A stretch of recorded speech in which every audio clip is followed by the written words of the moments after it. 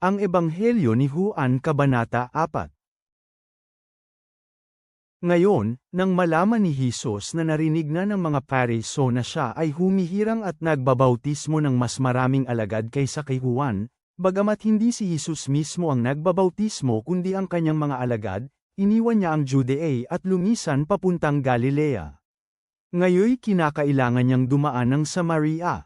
Kaya dumating siya sa isang bayan ng Samaria na tinawag na Sychar, malapit sa isang lagay ng lupa na ibinigay ni Jacob sa kanyang anak na si Jose. Naroon ang balon ni Jacob. Napagod si Jesus sa kanyang paglalakbay, at siya ay umupo sa may balon. Ito ay magtatanghaling tapat. Isang Samaritana ang dumating upang mag-igib ng tubig, at sinabi ni Jesus sa kanya, "Bigyan mo ako ng konting tubig na maiinom." Dahil ang kanyang mga alagad ay umalis papuntang bayan upang bumili ng pagkain. Pagkatapos ay sinabi ng Samaritana sa kanya, "Paanong ikaw, na isang Hudyo, ay humihingi sa akin, na isang Samaritana, ng maiinom?" Dahil ang mga Hudyo ay hindi nakikitungo sa mga Samaritano. Sinagot siya ni Jesus, "Kung batid mo ang kaloob ng Diyos, at kung sino itong nagsasabi sa iyong, bigyan mo ako ng inumin, ikaw sana ang hihingi sa kanya, at ibibigay niya sa iyo ang tubig na buhay." Sumagot ang babae, "Ginoo, wala kang panalok, at malalim ang balon. Saan kayo kukuha ng tubig na buhay? Hindi ka higit na dakila kaysa aming amang si Jacob, di ba, na nagbigay sa amin ng balon, at uminom siya mula dito, gayon din ang kanyang mga anak at kanyang mga baka." Sumagot si Jesus, "Ang bawat iinom ng kaunting tubig na ito ay muling mauuhaw. Ngunit ang sinumang uminom ng kaunting tubig na ibibigay ko sa kanya ay hindi kailanman muling mauuhaw. Sa halip, ang tubig na ibibigay ko sa kanya ay magiging bukal ng tubig na magdudulot sa kanya ng buhay na walang hanggan." Ang sabi ng babae sa kanya, "Ginoo, bigyan mo ako ng tubig na ito para hindi na ako mauuhaw at hindi na pumunta dito para umigib ng tubig." Ang sabi ni Jesus sa kanya, "Umuwi ka, tawagin mo ang iyong asawa, at bumalik ka dito."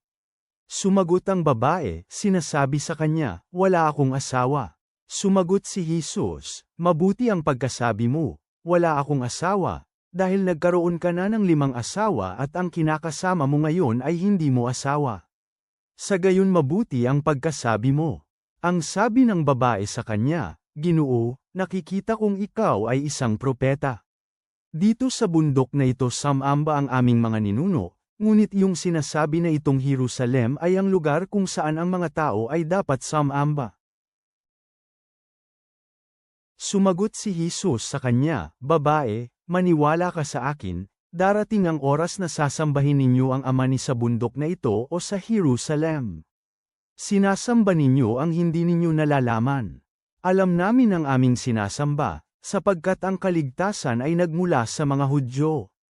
Subalit darating ang oras, at narito na nga, na ang mga tunay na sumasamba ay sasambahin ng Ama sa Espiritu at katotohanan, dahil ang Ama ay naghahanap ng mga ganoong tao na sasamba sa Kanya. Ang Diyos ay isang Espiritu, at ang mga taong sasamba sa Kanya ay dapat sumamba sa Espiritu at katotohanan." At sinabi ng babae sa kanya, "Alam ko na ang Mesiyas ay darating, ang tinatawag na Kristo. Kapag dumating siya, ihahayag niya ang lahat ng bagay sa amin." Sinabi ni Jesus sa kanya, "Ako, na nagsasalita sa iyo, ay siya nga." At sa sandaling yun bumalik ang kanyang mga alagad.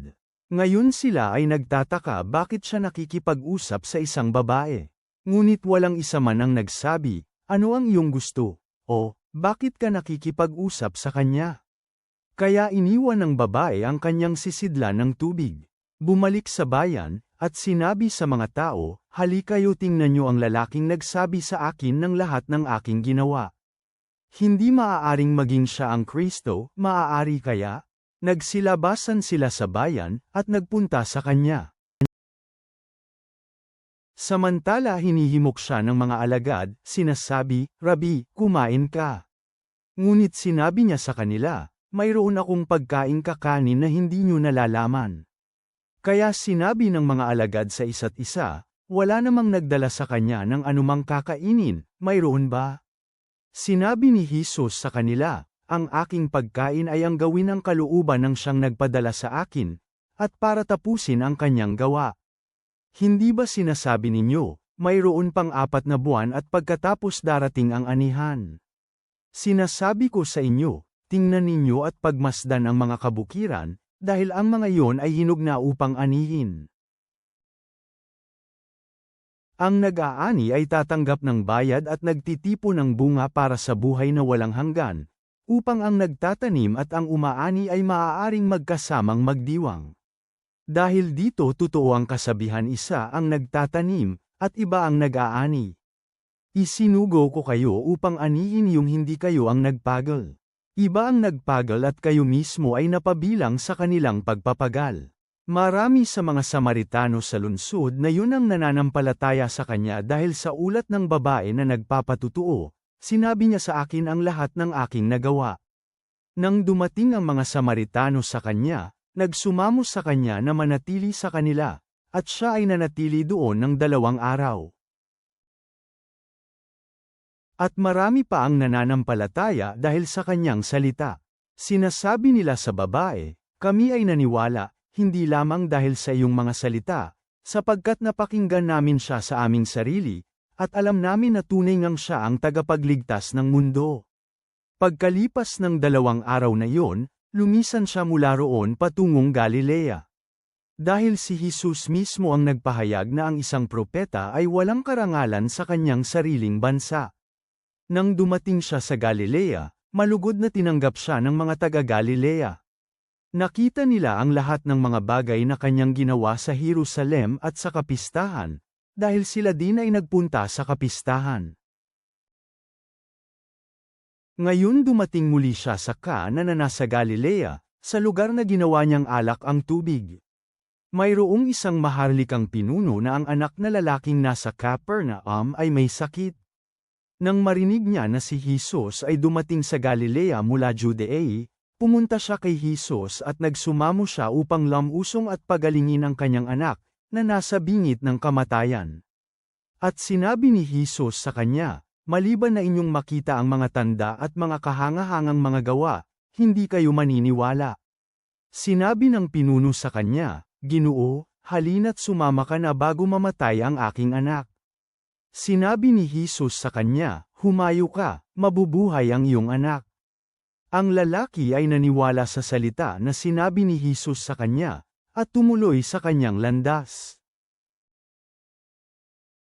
Habang siya ay bumababa, sinalubong siya ng kanyang mga lingkod, nagsasabing buhay ang kanyang anak. Kaya nagtanong siya sa kanila kung anong oras siya nagsimulang gumaling. Sumagot sila sa kanya, kahapon ng 1:00 ay nawala ang kanyang lagnat. At napagtanto ng ama na yun din ang oras nang binanggit ni Jesus sa kanya, mabubuhay ang iyong anak. Kaya siya mismo at ang kanyang buong sambahayan ay nanampalataya. Ito ang pangalawang tanda na ginawa ni Jesus mula nang umalis siya sa Judea patungong Galilea. Panginoong Jesus, ikaw ang buhay na tubig na nagpapalubag sa aming pinakamalalim na uhaw. Punan mo kami ng iyong espiritu upang hindi na kami mauho pang muli. Tulungan mo kami na sambahin ka sa espiritu at sa katotohanan. Sa pangalan ni Jesus, Amen.